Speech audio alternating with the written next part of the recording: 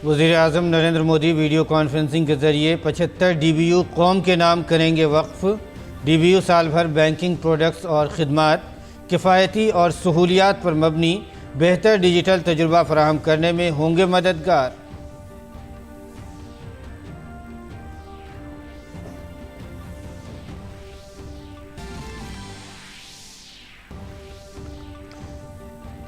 और मुल्क में पहली बार हिंदी में होगी MBBS की तालीम। मरकज़ी वज़ीर दाखिला करेंगे किताबों का इजरा। उत्तर प्रदेश में भी मेडिकल और इंजीनियरिंग की किताबों का हिंदी में किया जा रहा है तर्जुमा।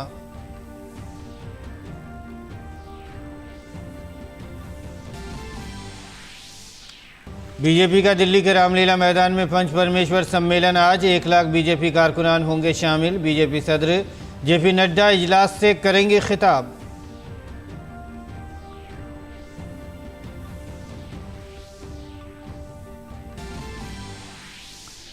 मरकज़ी वज़ीर ख़ज़ाना निर्मला सीतारमन ने भारतीय मईशत के मजबूत बुनियादी असूलों की सताइश की। कहा, महंगाई पूरी तरह काबू में। भारतीय रुपया दीगर कई अशिया और करेंसियों के मुकाबले में मजबूत।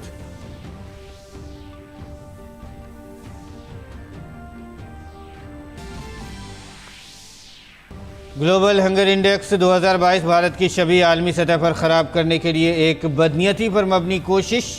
भारत ने रिपोर्ट पर उठाए सवाल। कहा, 4 में से 3 पैमाइश बच्चों की सेहत से मुताल्लिक़ किए गए।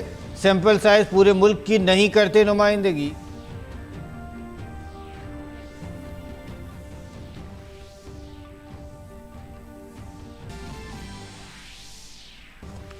और चीनी कम्युनिस्ट पार्टी की आज फिर से एक मरतबा 20वीं कौमी कांग्रेस का इजलास शुरू हो गया है। 1 हफ्ते तक जारी इजलास में सदर शी जिनपिंग को तीसरी बार मेयाद मिलने की उम्मीद। T20 आलमी कप 2022 का इंतजार खत्म। आज ग्रुप स्टेज के मुकाबलों से होगा टूर्नामेंट का आगाज। पहले दिन श्रीलंका का मुकाबला नामीबिया और UAE का सामना नीदरलैंड से होगा।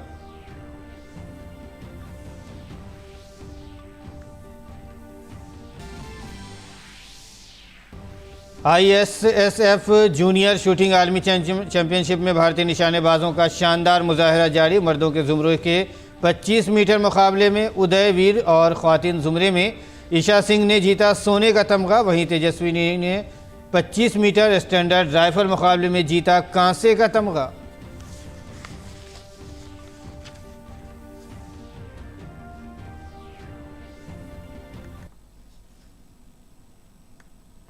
आदाब नाज़रीन, उर्दू ख़बरनामे में आपका खैर मकदम है। मैं हूं आपके साथ मसरूर फैज़ी और आइए बुलेटिन की शुरुआत करते हैं। वज़ीर-ए-आज़म नरेंद्र मोदी आज कौम से ख़िताब करेंगे। वज़ीर-ए-आज़म अपने इस कौम के ख़िताब में सुबह 11 बजे वीडियो कॉन्फ्रेंसिंग के ज़रिए ये ख़िताब होगा वज़ीर-ए-आज़म का, जिसमें 75 डिजिटल बैंकिंग इकाइयाँ कौम के नाम वज़ीर-ए-आज़म वक्फ़ करेंगे।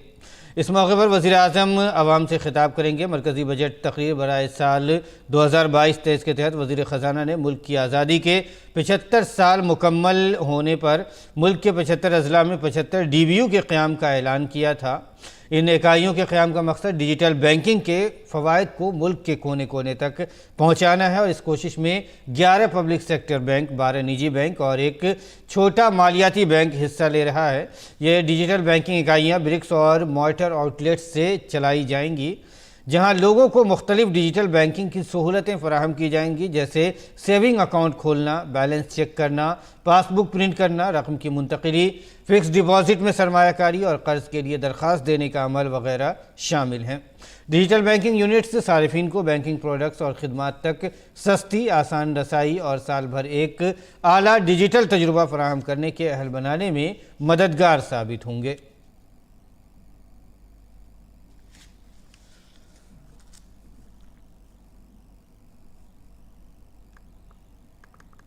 और आइए अगली खबर की तरफ बढ़ते हैं। फिर 17 अक्टूबर का दिन मुल्क के लोगों के नाम होगा, जब वज़ीर-ए-आज़म नरेंद्र मोदी किसान सम्मान निधि की 12वीं किस्त जारी करेंगे। 16,000 करोड़ रुपए मुल्क के 8 करोड़ से ज़्यादा किसानों के खाते में बराह रास्त भेजे जाएंगे। इसके साथ ज़राअत के लिए स्टार्टअप कॉन्फ्रेंस का आगाज़ किया जाएगा और एक मुल्क एक खाद प्रोग्राम भी शुरू किया जाएगा और किसानों के लिए इस मौके पर ई मैगज़ीन भी शुरू किया जाएगा। गैर मामूली गैर मौसमी बारिशों के बारे में मरकजी वजीर ज़राअत ने कहा कि रियासती हुकूमतें गैर मौसमी ज़रूरत से ज़्यादा बारिशों से होने वाले ज़रूरत से ज़्यादा नुकसान के इलाके का अंदाज़ा लगा रही हैं। उन्होंने यकीन दिलाया कि मरकजी हुकूमत किसानों के नुकसान की तलाफी के लिए पाबंद अहद है। दरी असना किसान सम्मान निधि की 12वीं किस्त 17 अक्टूबर को किसानों को जारी की जाएगी। मरकजी वजीर ज़राअत ने बताया कि वजीर आज़म मोदी इस किस्त को दिल्ली के पूसा में जारी करेंगे। मुल्क के 8 करोड़ से ज्यादा किसानों के खातों में 16,000 करोड़ रुपए बराह रास्त भेजे जाएंगे। 17 और 18 अक्टूबर को कृषि मंत्रालय 2 दिवसीय कार्यक्रम आयोजित कर रहा है। 17 अक्टूबर को प्रधानमंत्री जी किसान सम्मान निधि योजना के अंतर्गत 16,000 करोड़ रुपए की राशि किसानों के खातों में अंतरित करेंगे। कॉन्फ्रेंस की खास बात यह है कि इसमें मुल्क भर से ज़राई स्टार्टअप भी शिरकत कर रहे हैं। मोदी हुकूमत की हौसला अफजाई की वजह से ज़राअत में भी नए स्टार्टअप उभर रहे हैं। इस कॉन्फ्रेंस में इस तरह के तमाम स्टार्टअप हिस्सा ले रहे हैं। ये कॉन्फ्रेंस मुल्क भर से 13,500 किसानों और 1500 एग्री स्टार्टअप को एक प्लेटफॉर्म पर जमा करेगी। 2014 में जब हम लोग आए थे तब लगभग 80 और 100 स्टार्टअप्स हुआ करते थे। आज लगभग 2000 स्टार्टअप्स काम कर रहे हैं। इन स्टार्टअप्स को 5 लाख से 25 लाख तक की समर्थन भी दिया जाता है और हमारी कोशिश है कि आने वाले कल में ये स्टार्टअप्स की संख्या 10,000 हो।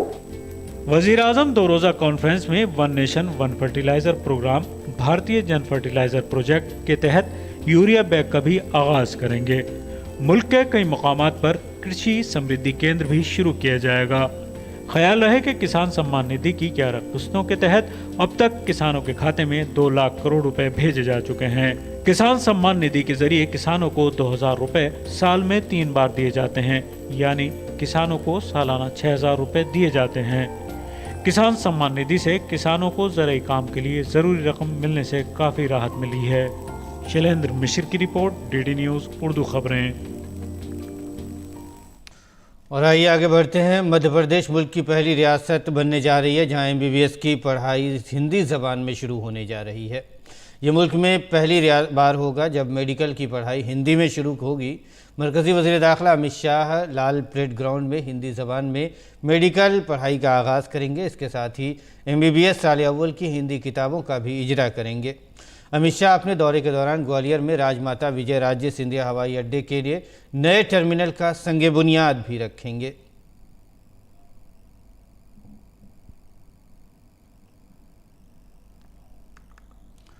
और जहां एक तरफ मध्य प्रदेश हिंदी में मेडिकल की तालीम हासिल करने वाली हिंदुस्तान की पहली रियासत बन गई है, तो वहीं दूसरी तरफ इस कड़ी में उत्तर प्रदेश का नाम भी शामिल होने जा रहा है।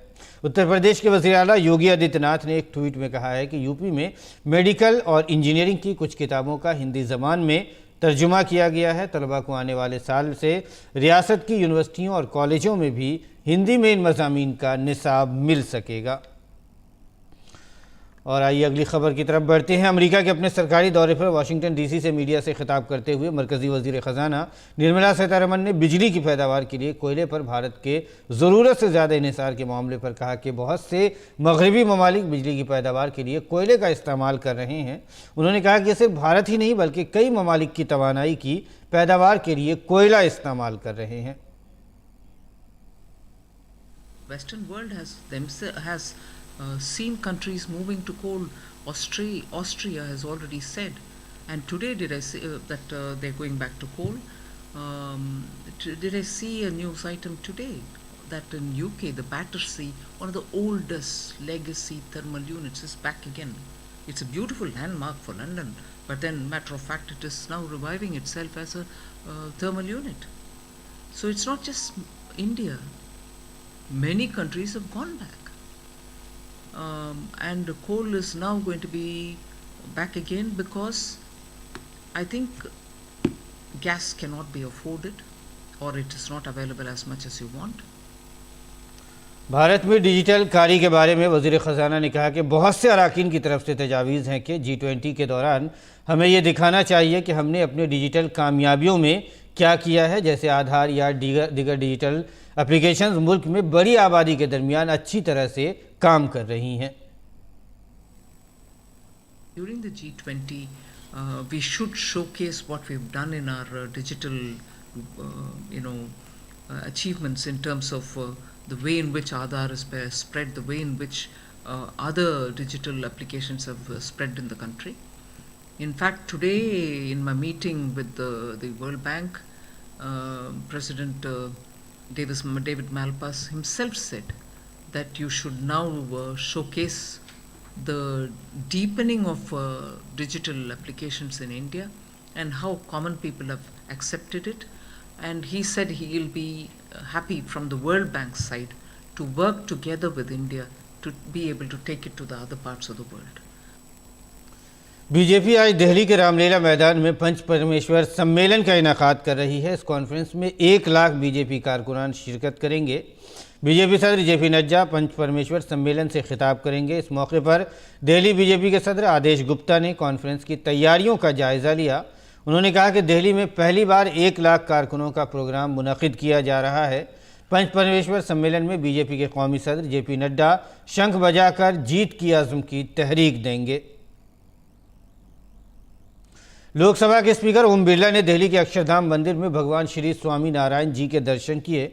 महंत स्वामी जी महाराज से भी मुलाकात की। अपने ट्वीट पैगाम में लोकसभा स्पीकर ने कहा कि अक्षरधाम मंदिर में भगवान श्री स्वामी नारायण जी के दर्शन करने के बाद महंत स्वामी जी महाराज का आशीर्वाद हासिल किया। उन्होंने कहा कि जहां मंदिर में अक़ीदत, पाकीज़गी और अमन व अमान का एहसास हुआ, वहीं स्वामी जी से इंसानी खिदमात के तईं वक्फ़ करने के लिए तहरीक और ख़ास तवानाई भी मिली। वज़ीर ख़ारजा डॉक्टर एस जयशंकर मिस्र के दौरे पर हैं। उन्होंने मिस्र के साथ मजबूत ताल्लुक़ात कायम करने के लिए ख़ारजा पॉलिसी के शोबे की नामवर शख्सियात से भी मुलाकात की। इस दौरान एस जयशंकर ने मिस्र में भारतीय कम्युनिटी के लोगों के साथ मीटिंग में बातचीत की। भारतीय बिरादरी से मिलकर खुशी का इजहार करते हुए उन्होंने उनका शुक्रिया भी अदा किया। आज सुबह राजधानी के JLN स्टेडियम में वेदांता हाफ मैराथन 2022 की शुरुआत की गई है। इस हाफ मैराथन को नायब सदर जमहूरिया धनखड़ ने JLN स्टेडियम में प्रीमियर रेस को हरी झंडी दिखाकर रवाना किया। इस दौड़ में बड़ी तादाद में लोग शामिल हुए। दिल्ली में गुज़िश्ता दिनों मुसलसल बारिश के बाद अब मौसम खुशगवार हो गया है, लेकिन दिल्ली NCR में सुबह और शाम मौसम आहिस्ता आहिस्ता ठंडा हो रहा है। मौसम में नमी बरकरार है। ऐसे में गुलाबी सर्दी महसूस होने लगी है। इसके साथ ही कम से कम दर्जा हरारत में भी गिरावट रिकॉर्ड की गई है, जबकि ज़्यादा से ज़्यादा दर्जा हरारत अब भी 31 से 32 डिग्री सेल्सियस के करीब रिकॉर्ड किया जा रहा है। ताहम यह भी मामूल से कम है। भारतीय महकमा मौसमियात के मुताबिक अगले चंद दिनों में मौसम का भारतीय महकमा मौसमियात ने इंतबाह दिया है। अगले चंद दिनों में मौसम और ठंडा हो सकता है। भारतीय महकमा मौसमियात ने कहा है कि पहले भी इसकी इत्तला दी थी कि नवंबर के शुरुआत में ही ठंड इस मरतबा हो सकती है, जबकि दर्जा हरारत 31 से 32 डिग्री सेल्सियस के करीब रिकॉर्ड किया जा रहा है। ताहम यह भी मामूल से कम है। भारतीय महकमा मौसमियात के मुताबिक अगले चंद दिनों में इसके आसपास से ज़्यादा दर्जा हरारत रिकॉर्ड किया जाएगा। कम से कम दर्जा हरारत में 1 डिग्री सेंटीग्रेड की कमी हो सकती है। महकमा मौसमियात के मुताबिक आज दिल्ली में कम से कम दर्जा हरारत 19 डिग्री और ज़्यादा से ज़्यादा 32 डिग्री रहेगा। और आइए अगली खबर पर नज़र डालते हैं। ग्लोबल हंगर रिपोर्ट 2022 भारत की छवि को ख़राब करने की बदनीयती पर मबनी एक कोशिश है। ग्लोबल हंगर रिपोर्ट 2022 में भारत को 121 ममालिक में 107वें नंबर पर रखा गया है। भारत का मौक़िफ़ है कि यह इंडेक्स हंगर का एक गलत पैमाना है। अशारिया शुमार करने के लिए इस्तेमाल किए गए 4 अशारियों में से 3 का ताल्लुक़ बच्चों की सेहत से है, जो पूरी आबादी की नुमाइंदगी नहीं कर सकते। रिपोर्ट ज़मीनी हक़ाइक़ के बरक्स है। रिपोर्ट में जानबूझकर हुकूमत हिंद की तरफ से कोविड की वबा के दौरान आबादी के लिए ग़िज़ाई तहफ़्फ़ुज़ को यकीनी बनाने की कोशिशों को नज़रअंदाज किया गया है। यह इंडेक्स एक राय शुमारी पर मबनी है, जो कि 3000 के बहुत छोटे नमूने की अक्कासी करता है। भारत जैसे बहुत बड़ी आबादी वाले मुल्क के लिए एक छोटे से नमूने से जमा करदा डेटा का इस्तेमाल न सिर्फ गलत और गैर अखलाकी है बल्कि ये वाज़ेह मनसूबाबंद इशारा भी है। इस सब के बावजूद ग्लोबल हंगर इंडेक्स रिपोर्ट की अशात अफसोसनाक है। हुकूमत हिंद दुनिया का सबसे बड़ा फूड सिक्योरिटी प्रोग्राम चला रही है। मुल्क में कोविड-19 वबाई अमराज के दौरान हुकूमत ने मार्च 2020 में तकरीबन 80 करोड़ कौमी ग़ज़ाई तहफ़्फ़ुज़ एक्ट से मुस्तफ़ीद होने वालों में इजाफ़ी मुफ्त ग़ज़ाई अनाज, चावल, गेहूँ की तकसीम का ऐलान किया और इसके अलावा प्रधानमंत्री गरीब कल्याण अन्न योजना के तहत मुस्तफ़ीज़ीन को फ़ी शख्स 5 किलो अनाज दिया गया। ये बाकायदा माहाना NFSA खाने के अनाज के अलावा था। अब तक प्रधानमंत्री गरीब कल्याण अन्न योजना के तहत हुकूमत ने तकरीबन 1121 लाख मैट्रिक टन ग़ज़ाई अनाज, जिसकी मालियत 3.91 लाख करोड़ रुपए है, रियासतों और मरकज़ के ज़ेर इंतज़ाम इलाक़ों को फूड सब्सिडी में मुख्तस की है। इस स्कीम में दिसंबर 2022 तक की तौसी कर दी गई है और एक दहाई में 2 मरतबा मुनक़िद होने वाला चीन की हुक्मरान कम्युनिस्ट पार्टी का कौमी कन्वेंशन आज से शुरू होने जा रहा है। इस कन्वेंशन में सदर शी जिनपिंग को हुकूमत और फ़ौज के बिला मुकाबला सरबराह के तौर पर मुसलसल तीसरी बार 5 साला मुद्दत मिलने की तवक्को है कि शी जिनपिंग भी इफ्तिताही इजलास से खिताब करेंगे। ये कन्वेंशन आज से 22 अक्टूबर तक जारी रहेगा। इसमें सदर शी जिनपिंग का तीसरी मुद्दत के लिए मुंतखब होना तकरीबन तय है। चीन की कम्युनिस्ट पार्टी के क़याम को 1 सदी हो चुकी है और वो 70 साल से इक़्तिदार पर काबिज़ है। दुनिया भर की कम्युनिस्ट पार्टियों में ज़्यादातर बड़े फ़ैसले कौमी कन्वेंशन से पहले ही लिए जा चुके होते हैं। अगरचे चीन की सियासत पर चीनी सदर की गिरफ्त बरकरार है, लेकिन उन्हें दूसरे मसाइल पर बढ़ते हुए दबाव का सामना करना पड़ रहा है, जिनमें तेज़ी से सुस्त रवि की शिकार मईशत, तकनीकी शोबे के कद्दावर लीडरों पर हुकूमत की कार्रवाई और सख्त कोविड हिकमत अमली के मुआशी असरात शामिल हैं। फ्रांस ने कहा है कि वह अपने मुल्क में 2000 यूक्रेनी फ़ौजियों को तरबियत देगा। फ्रांसीसी वज़ीर दिफ़ा सेबास्टियन लेक्रोनो ने मीडिया से खिताब करते हुए ये इत्तला दी है। उन्होंने बताया कि यूक्रेन के फ़ौजियों को हमारे फ़ौजी यूनिटों में 3 सतहों पर तरबियत दी जाएगी।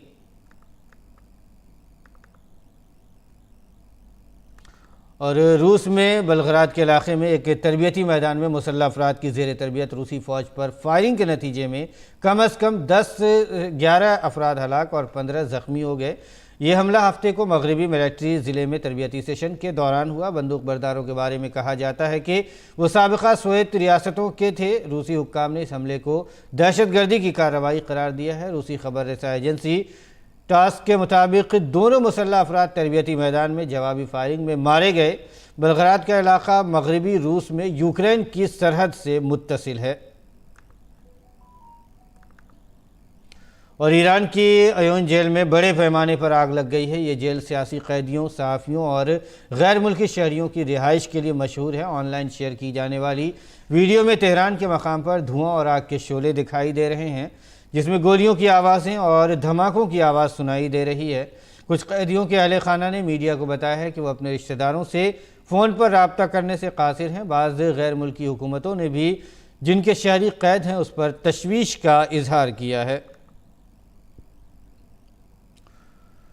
और तुर्की में बहरे अस्वद के साहिल पर वाक़ छोटे से कोयले की कानकुनी वाले कस्बे अमासारा के करीब कान में धमाके से मरने वालों की तादाद में इजाफा हो गया है। तुर्क सदर रजब तैयब एर्दोगान ने कहा है कि धमाके में जाँ बहक होने वालों की नमाज जनाजा में उन्होंने शिरकत की। सदर के मुताबिक आखिरी लापता शख्स मुर्दा पाया गया है, जिससे हलाकतों की तादाद बढ़कर 41 हो गई है। हुक्काम के मुताबिक वाक़े की वजूहात जानने के लिए तहक़ीक़ात शुरू कर दी गई है। और आइए अब खेल की खबरों पर नज़र डालते हैं। ICC T20 आलमी कप का आगाज़ आज से होने जा रहा है। इस टूर्नामेंट में आज से क्वालिफाइंग राउंड के मुकाबले खेले जाएंगे जो 21 अक्टूबर तक चलेगा। आज पहले दिन ग्रुप स्टेज के मुकाबले में श्रीलंका का मुकाबला नामीबिया से होगा। वहीं दिन के दूसरे मुकाबले में UAE की टीम नीदरलैंड के ख़िलाफ़ मैदान में उतरेगी। भारतीय टीम अपना आलमी कप मुहिम की शुरुआत 23 अक्टूबर को पाकिस्तान के ख़िलाफ़ करेगी। भारत और पाकिस्तान सुपर 12 राउंड के ग्रुप में 2 में रखा गया है दोनों को। और ग्रुप 2 में इन दोनों टीमों के अलावा बांग्लादेश, जनूबी अफ्रीका, ग्रुप बी की फातेह टीम और ग्रुप ए की रनर अप टीमें होंगी। वहीं सुपर 12 राउंड के ग्रुप एक में Afghanistan, Australia, England, New Zealand group A की विनर टीम और ग्रुप बी की रनर अप टीमें शामिल होंगी।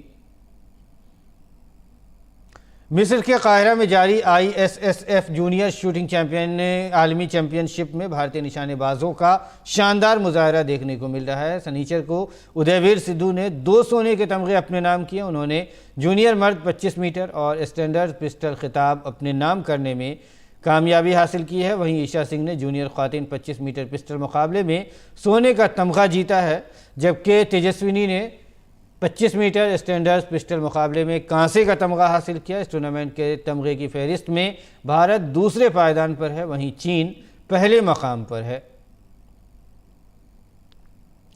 और मलेशिया के कुआलालंपुर में आज खेले जा रहे फीबा अंडर-17 एशिया कप में भारतीय ख्वातीन और मर्दों की टीमें अपने अपने क्वार्टर फाइनल मुकाबले खेलेंगी। ख्वातीन क्वार्टर फाइनल मुकाबले में भारतीय ख्वातीन टीम का मुकाबला चीनी ताइपे के साथ होगा, जबकि मर्दों की टीम का मुकाबला उर्दून से होगा। FC अंडर-20 फुटबॉल चैंपियनशिप के ग्रुप एच क्वालिफायर में आज भारत का मुकाबला ऑस्ट्रेलिया से होगा। ग्रुप मैच में भारतीय टीम को इराक के हाथों शिकस्त का सामना करना पड़ा था। भारतीय टीम क्या ऑस्ट्रेलिया के खिलाफ मैच में जीत दर्ज करते हुए इराक से शिकस्त से उभरने की कोशिश करेगी। वहीं पहले के खेले गए मुकाबले में ऑस्ट्रेलिया ने मेज़बान कुवैत को 4-1 से शिकस्त देकर अपनी मुहिम का आगाज़ किया था। इस जीत के साथ ही ऑस्ट्रेलिया तमगों की फहरिस्त में सरे फहरिस्त है, जबकि भारत तीसरे मकाम पर बरकरार है। और नाज़रीन, अब एक नज़र दिल्ली से शाया होने वाले उर्दू के अखबारात के जायज़े पर।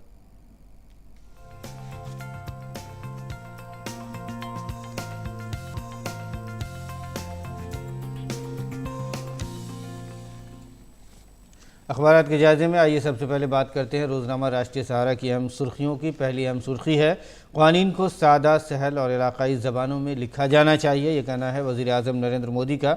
वज़ीर आज़म ने कहा है कि कानून का दर्स व तदरीस मादरी ज़बान में करने की ज़रूरत है। कानून को आसान बनाने की ज़रूरत है। हमारी कोशिश होनी चाहिए कि हाई कोर्ट और सुप्रीम कोर्ट के अहम मुक़द्दमात का रिकॉर्ड इलाक़ाई ज़बानों में भी दस्तयाब हो। आगे बढ़ते हैं, एक और ख़बर हम आपको दिखा देते हैं। हिंदुस्तान हिंद बहरुल काहिल में खुली और हुक्मरानी पर मबनी समुद्री सरहदों का हामी है। एशियन कोस्ट गार्ड एजेंसियों के सरबराहान की 18वीं मीटिंग में वज़ीर दिफा राजनाथ सिंह का खिताब। एक और ख़बर हम आपको दिखाते हैं, मौजूदा माली साल में मुल्क की तरक्की की शरह 7% रह सकती है। ये कहना है मरकज़ी वज़ीर ख़ज़ाना निर्मला सीतारमन का। उन्होंने कहा है कि हिंदुस्तानी मईशत पटरी पर रहेगी और उसका मौजूदा साल में 7% की शरह से तरक्की की उम्मीद है। आलमी ख़बरों की अगर बात करें तो आलमी सफ़े की सुर्खी है, पाकिस्तान दुनिया के ख़तरनाक ममालिक में से एक है। ये कहना है अमेरिकी सदर जो बाइडन का। अमेरिकी सदर ने जिन शकूक व शुबहात का इज़हार किया है वो कहना है कि पाकिस्तान का कहना है कि वो बिल्कुल गलत है। हमारा कमांड एंड कंट्रोल सिस्टम बिल्कुल महफूज है। आगे बढ़ते हैं, एक और ख़बर हम आपको दिखा देते हैं। जामिया हमदर्द को तरक्की की समत में एक और तमगा और एक और इम्तियाज़ मिला है। WUR 2023 में जामिया हमदर्द को हिंदुस्तान में 10वां मकाम मिल गया है। और रोज़नामा सहाफ़त की अगर आलमी सफ़े की सुर्खी की बात करें तो सुर्खी है, नेटो फोर्सेस ने रूसी अफवाज से जंग की तो आलमी तबाही होगी। North stream 2 gas pipeline project मनसूख करने का फ़ैसला जर्मनी का था। मॉस्को के ख्याल पर जर्मनी के अपने कौमी मफाद पर नेटो और यूरोपीय सलामती को तरजीह देना उसकी गलती थी। ये कहना है रूस के सदर व्लादिमीर पुतिन का। तो नाज़रीन, ये था दिल्ली से शाया होने वाले उर्दू के अखबारात का मुख्तसर सा जायज़ा। और आइए अब मुल्क भर के मौसम के मिजाज पर भी एक नज़र डाल लेते हैं।